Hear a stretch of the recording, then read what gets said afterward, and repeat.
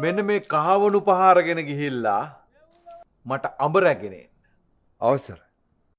මහාමතියා පුරෝහිතතුමනි මේ කහවණු 4 රැගෙන ගොස් අර අඹ වෙලෙන්දාගෙන අඹ රැගෙන එනු.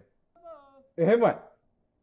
මහාමතිමනි මෙන්න මේ කහවණු 3 රැගෙන ගොස් අර වෙලෙන්දාගෙන් අඹ ටිකක් රැගෙන එන්න. අවසර. සෙන්පතිය මෙන්න මේ කහවණු 2 රැගෙන ගොස් අඹ අරන් එව. එසේ ඇමතුමනි. දොඩුපාල සෙන්පතිතුමනි මෙන්න මේ රන් කහවණුව රැගෙන ගිහින්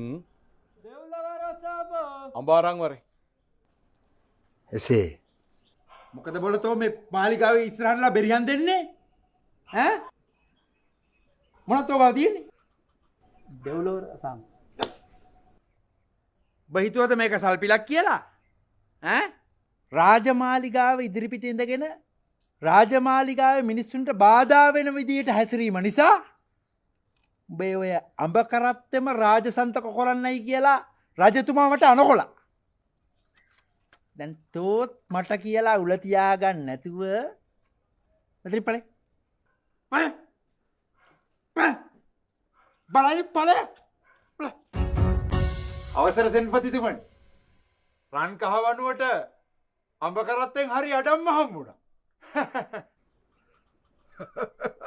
අගේ ඇමතුමනි කහවණු 2ට අඹ ගෝණි අම්ම ලැබුණා. කදිමයි සෙන්පතිය කදිමයි. මහමැතිමනි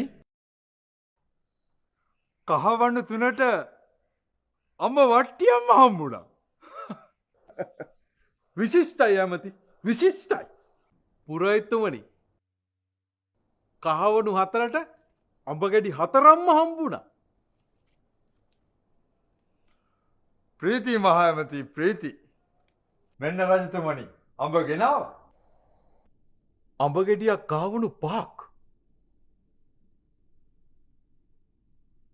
ඒ කියන්නේ පුරෝහිත මගේ රටවැසියන්ගේ තත්ත්වය බොහොම සතුටුදායකයි.